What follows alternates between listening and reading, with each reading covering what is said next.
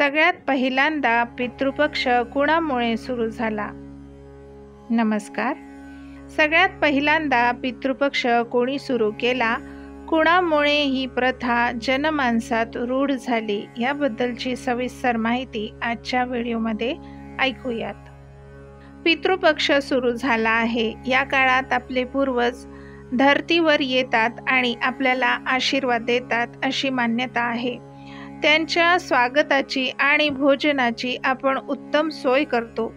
भाद्रपद महिन्याच्या वद्य प्रतिपदेपासून ते अमावस्येपर्यंत कुटुंबातील दिवंगत व्यक्तींच्या नावाने श्राद्धविधी या काळात केला जातो.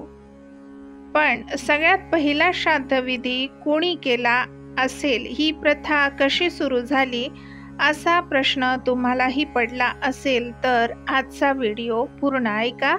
यामध्ये तुम्हाला तुमच्या प्रश्नाचे उत्तर नक्की सापडेल. घराघरात पितृ पंधरवाडा या काळात पिंडदान तर्पण केलं जाते. अगदी रामायण महाभारतापासून श्राद्ध तर्पण विधी पिंडदान केल्याचे उल्लेख आढळतो. भाद्रपद महिन्याच्या वद्य प्रतिपदेपासून ते अमावस्येपर्यंत कुटुंबातील दिवंगत व्यक्तींच्या नावाने श्राद्धविधी करण्याची प्राचीन परंपरा आपल्याकडे आहे. अगदी रामायण महाभारतापासून श्राद्ध तर्पण विधी पिंडदान केल्याचे उल्लेख आढळतात.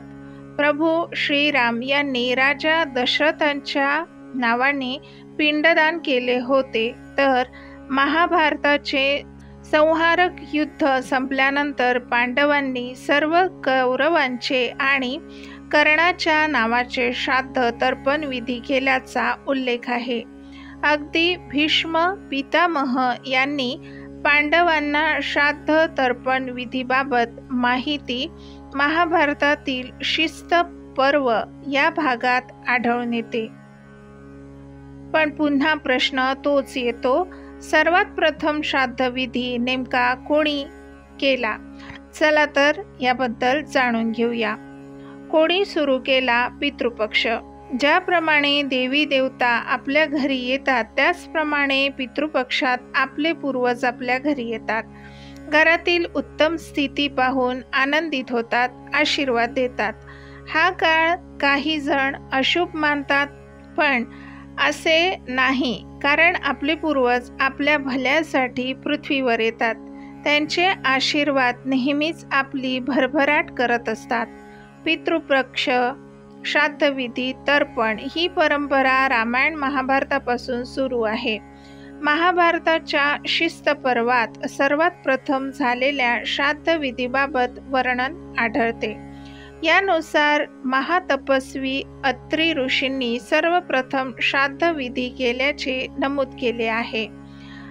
अत्री ऋषींनी महर्षी निमी यांना श्राद्धविधीबाबत उपदेश केला होता. यानंतर गुरूंनी दिलेल्या उपदेशानुसार महर्षी निमी यांनी श्राद्धविधी केला. महर्षी निमी यांनी केलेला श्राद्धविधी पाहून अन्य ऋषी आणि मुनींनी आपल्या पूर्वजांना अन्न आणि पाणी अर्पण केले. नियमितपणे केल्या गेलेल्या या विधींमुळे देवता आणि पूर्वज तृप्त झाले. श्राद्धविधीमुळे अपचनाचा त्रास. ऋषी आणि मुनींकडून नियमितपणे श्राद्धविधी केला जात होता, मात्र सतत अन्न आणि पाणी ग्रहण केल्यामुळे देवता त्रस्त झाले. यामुळे अपचनासह अनेक समस्या त्यांच्यासमोर उत्पन्न झाल्या. देवतांना यातून मार्ग सापडत नव्हता. अखेर सर्व देवता ब्रह्मदेवांकडे गेल्या आणि त्यांनी आपल्या चिंतेचे विवेचन केले. ब्रह्मदेवांनी शांतपणे सगळे ऐकून घेतले आणि या समस्येवर अग्निदेव तोडगा काढू शकतील असे सांगितले. अग्निदेवाचे महत्त्व. ब्रह्मदेवांच्या सांगण्यावर आपली समस्या घेऊन देवता आणि काही पूर्वज अग्निदेवांकडे गेले. अग्निदेव म्हणाले की चिंता सोडावी. आता आपण सर्व एकत्र मिळून श्राद्धविधी वेळी अर्पण केले जाणारे अन्न आणि पाणी ग्रहण करू. अग्नीच्या प्रभावामुळे तुमची समस्या दूर होईल. समस्येवर समाधान मिळाल्याने सर्व देवता प्रसन्न झाल्या. अग्नितत्वामुळे अन्नपचन सुलभ होते, म्हणून तर श्राद्धविधी करताना सर्वप्रथम अग्निदेवाला अन्न आणि पाणी अर्पण केले जाते. यानंतर देवतांना आणि त्यानंतर पूर्वजांच्या नावाने श्राद्धविधी केला जातो असे सांगितले जाते. ब्रह्मराक्षस राहतात दूर. शास्त्रानुसार श्राद्धविधी करताना हवन केले जाते. यावेळी पूर्वजांच्या नावाने पिंडदान केले जाते. तिथे ब्रह्मराक्षसही येऊ शकत नाही, कारण अग्निदेवामुळे ब्रह्मराक्षस दूर पळून जातात. अग्नीमुळे सर्व गोष्टी पवित्र होतात.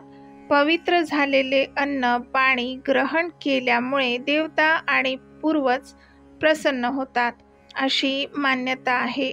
म्हणून तर महालय श्राद्धात अर्धदान, पूजा, अग्निकरण, पिंडदान आदी अनेक विधी केले जातात. मंत्राचा जप पुण्यदायक. श्राद्धविधी करताना सर्वप्रथम वडिलांच्या नावाने, मग आजोबांच्या नावाने आणि त्यानंतर पंजोबांच्या नावाने पिंडदान केले जाते. शास्त्रामध्ये अशाच क्रमाने पिंडदान करावे असे सांगण्यात आले आहे. ज्या पूर्वजांच्या नावाने पिंडदान विधी केला जातो तेव्हा एकाग्र चित्ताने गायत्री मंत्राचे पठण करावे. गायत्री मंत्रासह सोमाय पितृमते स्वाहा या मंत्राचा जप करावा असे सांगितले जाते. महाभारतात 3 पिंडदानाबाबत सांगितले आहे. पूर्वजांच्या नावाने पिंडदान केले तर सर्व मनोकामना पूर्ण होतात असेही म्हटले जाते. अशाच प्रकारची वेगळी माहिती ऐकण्यासाठी माझ्या चॅनलला सबस्क्राईब करा, माझे व्हिडिओ जास्तीत जास्त शेअर करा आणि बेल आयकॉनवर क्लिक करा, म्हणजे नवीन येणाऱ्या व्हिडिओचे अपडेट तुम्हाला लगेच मिळतील. धन्यवाद. नमस्कार.